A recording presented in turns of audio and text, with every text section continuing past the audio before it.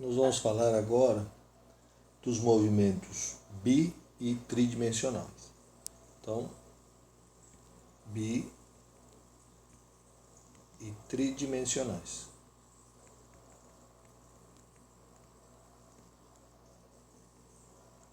O que cada um deles representa? O bidimensional, o primeiro, que ele se dará em relação a duas dimensões, no plano XY, por exemplo, ou no plano XZ ou no plano YZ. Enquanto que os tridimensionais são aqueles que se dão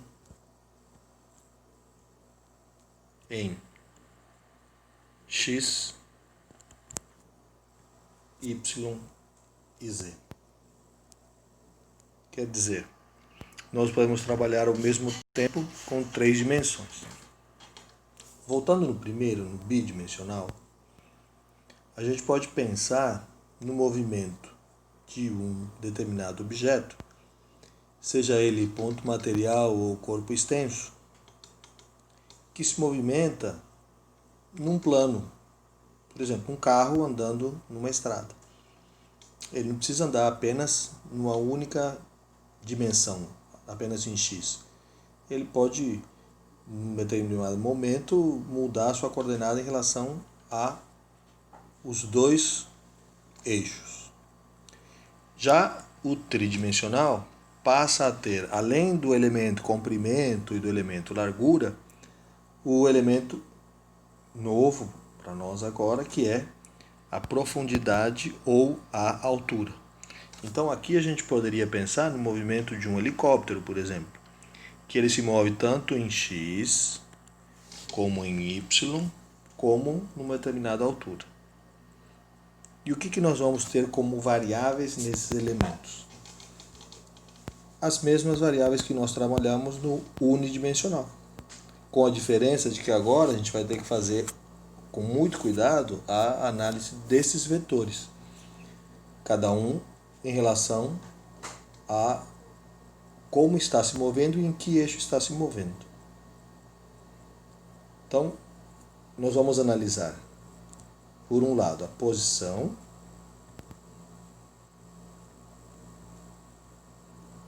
nós vamos analisar a velocidade e nós vamos analisar a aceleração.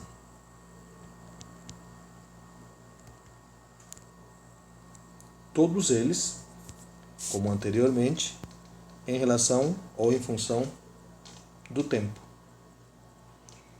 Então a posição, se ele for bidimensional, pode ser em X ou em Y. Quer dizer, vamos colocar aqui, bidimensional. Aqui nós teríamos X em função do tempo e Y em função do tempo. Correto? Já na velocidade, no bidimensional, nós teríamos a velocidade em X em função do tempo e a velocidade em Y em função do tempo. E em relação à aceleração, a mesma coisa. A aceleração em X em função do tempo e a aceleração em Y em função do tempo. Matematicamente, não vai haver muita alteração. A diferença é que, no movimento unidimensional, a gente trabalhava num único eixo de cada vez. E agora vamos trabalhar com dois eixos ao mesmo tempo.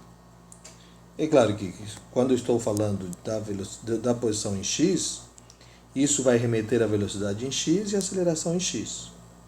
Quando estiver falando do movimento em Y, isso vai remeter na posição Y para a velocidade Y e para a aceleração Y. Sendo que o que eles vão manter em comum seria a relação do tempo, né? Correto?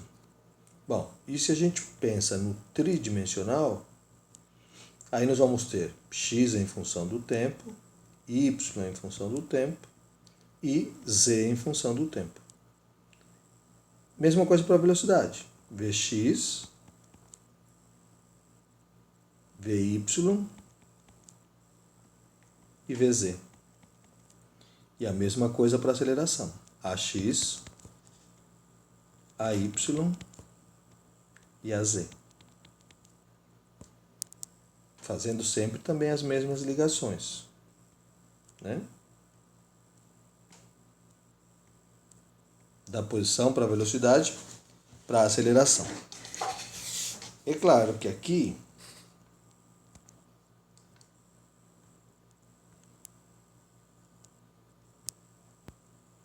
o que ocorre? Se nós trabalharmos com as posições x, y em conjunto, isso vai nos levar a um vetor que a gente chama de vetor R. Certo? Que eu vou voltar aqui em cima e desenhar. Está aqui o vetor R. Certo? Esse vetor R vai ter aqui uma parcela x e vai ter aqui uma parcela y.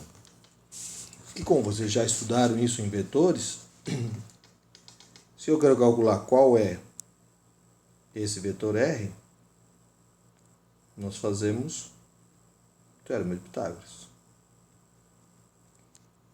Sim? Inclusive a gente pode descobrir qual é o valor desse ângulo de inclinação e escrever R, esse vetor R, em função desses elementos, que seria xi mais yj. Certo? Quando a gente fala do vetor posição, que aqui esse R que a gente está tratando aqui é um vetor posição. Se eu vou trabalhar com esse vetor posição agora tridimensionalmente, então vou ter que dimensionar isso vetorialmente. Essa é a parcela y, correto? Essa é a parcela z e essa é a parcela x, que nos leva a um vetor posição R. Aí é a mesma coisa. R vai ser x ao quadrado mais y ao quadrado mais z ao quadrado. E se eu quero escrever esse vetor posição, então eu faço xi mais yj mais z em k. Não há muita diferença em relação a o que vocês estão estudando em geometria analítica. É que aqui a gente contextualiza isso para os movimentos, ou seja, para a cinemática. Certo? Bom, voltando aqui então, esse vetor posição, esse vetor posição, que a gente vai chamar de vetor R, vai depender se é bidimensional ou tridimensional para saber como que vai ser a forma de escrever esse vetor. Certo? Aí nós temos o vetor velocidade,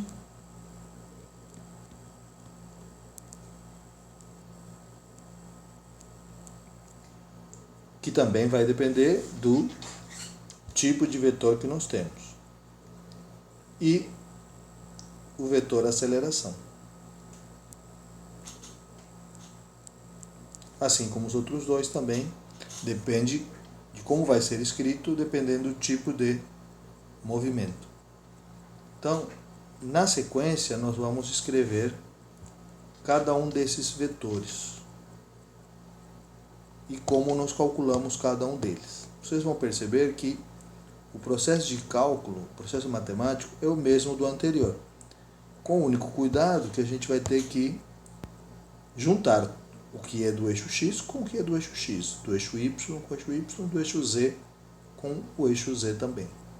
Então eu vou dar uma pausa para iniciarmos numa nova página. Então, em cima daquilo que havíamos visto nessa página anterior, vamos imaginar que eu vou determinar a velocidade. Então, da mesma forma que nas análises que nós fizemos anteriormente para o unidimensional, nós teremos aqui a velocidade média, certo? E a velocidade instantânea. Correto? Bom, vamos começar pela velocidade média. Se eu vou trabalhar com o vetor velocidade média, esse vetor velocidade média vai ser a variação da posição, que agora é r, em função do tempo. Quer dizer, não houve aqui alteração em relação ao que a gente trabalhava. Só que esse vetor posição, ele pode ser em x, pode ser em y, pode ser em z, pode ser em 2 deles ou em 3 deles, dependendo se ele é bi ou tridimensional. Então eu vou fazer de conta que é tridimensional, porque a gente aí utiliza os 3. No caso de ser bi, é só você anular um dos elementos que a gente está estudando, analisar um dos eixos. Anular um dos eixos. Então vejam bem, aqui para obter isso, eu vou ter que calcular a velocidade média em x, que nada mais é do que Δx sobre ΔT, certo? Aí depois eu calculo a velocidade média em y, que nada mais é do que ΔY sobre ΔT. E finalmente a velocidade média em z, que nada mais é do que ΔZ sobre ΔT. Pronto, quer dizer que aqui nós temos as velocidades médias em relação aos 3 elementos, aos 3 eixos. E aí como que nós vamos montar o vetor velocidade média? O vetor velocidade média vai ser aquilo que você encontrou em x, no posicionamento do versor y, mais aquilo que você encontrou em y, no versor j, mais aquilo que você encontrou em z, no vetor k. Pronto, está aí determinada a velocidade média. Correto? Ah, mas eu quero saber a intensidade dessa velocidade. Porque o que nós temos aqui é o vetor, certo? A grandeza vetorial. Se eu quero saber a intensidade, eu quero saber o valor numérico dessa velocidade média. Bom, se você tem um vetor que está em IJK, para encontrar a intensidade é só você tirar a raiz quadrada da soma dos quadrados de cada componente. Ou seja, a raiz quadrada da velocidade média em x ao quadrado, mais a velocidade média em y ao quadrado, mais a velocidade média em z ao quadrado. Aí você obteve o que nós analisamos aqui como velocidade média. Correto? Bom, e a velocidade instantânea? Nós sabemos que a velocidade instantânea nada mais é do que a derivada das posições do vetor posição em função do tempo. Quer dizer, eu preciso derivar o vetor posição em função do tempo. Da mesma forma que fizemos com a velocidade média, nós podemos fazer assim. Qual é a velocidade instantânea em x? É a derivada do vetor x em função do tempo, da parte x em função do tempo. E para encontrar a velocidade instantânea em y? Derivada de y em função do tempo. E para encontrar a velocidade instantânea em z, derivada de z em função do tempo. Quer dizer, aqui encontramos as 3 velocidades instantâneas. Ah, mas eu quero escrever o vetor velocidade instantânea. Então, o vetor velocidade instantânea nada mais é do que o vetor x instantâneo em i, que é o primeiro que você calculou, mais a velocidade instantânea em y, j, mais a velocidade instantânea em z, no versor k. E aqui nós encontramos o vetor velocidade instantânea. Correto? Ah, mas e se eu quero encontrar a intensidade da velocidade naquele elemento? Bom, aí eu vou substituir os tempos, né? E vou encontrar um valor de velocidade IJK. Para encontrar a intensidade resultante, aí é só fazer a resultante dos vetores. Beleza. Então, na sequência, nós vamos para a aceleração. A vantagem é que aqui você pode interromper quando você quiser, pausar, retornar. Então, faça uma análise com bastante cuidado. Depois de fazermos a análise da aceleração, nós vamos fazer um exemplo, certo? Eu vou resolver um exemplo com vocês para só depois propor a atividade. Então eu vou pausar novamente para iniciarmos uma página em branco, a aceleração.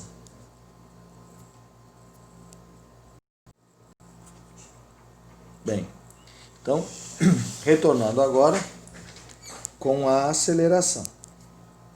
Da mesma forma que trabalhamos com a velocidade, vocês lembram muito bem que nós tínhamos duas acelerações. A média e a instantânea. Certo? Essa aqui é a média e essa aqui é a instantânea.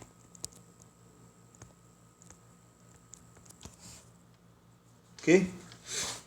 Bom, como fizemos com a velocidade, vamos começar com a aceleração média. Só que nós estamos trabalhando com 2 ou 3 dimensões. Então a gente tem que trabalhar com uma análise vetorial disso, para podermos entender melhor. Para encontrar a velocidade, a aceleração média, nós fazemos ΔV sobre ΔT. Ok? Então, essa velocidade V, na realidade, é um vetor. Então, ela está em x, y e z. Mais uma vez, lembrando vocês, eu estou fazendo sempre em 3 dimensões, porque se for em 2 dimensões, eu vou esquecer do eixo z, por exemplo. Tá? Então, daqui, você vai calcular a aceleração média em x, ΔVx sobre ΔT. A aceleração média em y, ΔVy sobre ΔT. E a aceleração média em z, ΔVz sobre ΔT. Certo? Então aqui você tem calculadas as 3 acelerações médias em cada um dos seus eixos. Ah, mas eu quero a aceleração média, o vetor. Então, da mesma forma que fizemos com a velocidade, você vai pegar a aceleração média calculada em x. Apertei o zoom sem querer. Mais a aceleração média y em j, mais a aceleração média z em k. Está aí calculada a aceleração média. Muito bem. E aí, vamos para a instantânea. Então, a aceleração instantânea nada mais é do que a derivada do vetor velocidade em função do tempo. Da mesma forma que o anterior, aqui você vai ter que separar. A aceleração instantânea em x vai ser a derivada de Vx em função do tempo. Opa! A aceleração instantânea em y vai ser a derivada da velocidade y em função do tempo. E a aceleração instantânea em z é a derivada da velocidade z em função do tempo. Com as 3 determinadas, você pode escrever o seu vetor aceleração instantânea. Ou seja, é pegar a aceleração instantânea em x, no versor i, mais a y em j, mais a z em k. Está aí a sua aceleração instantânea. E é importante aqui lembrar,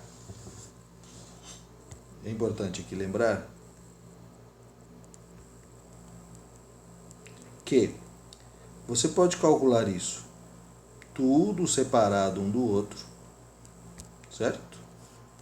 Ou tudo junto. Tá? Então, na sequência eu vou pegar um exemplo, vou inventar um exemplo qualquer, e a partir desse exemplo vamos fazer as análises daquilo que a gente acabou de ver. mas eu vou colocar como se fosse um exemplo, vai ser outro vídeo, tá? Para não misturar a cabeça de vocês. Então assistam isso com bastante calma, devagar, voltem quantas vezes for necessário, para depois ir pro exemplo, tá bom?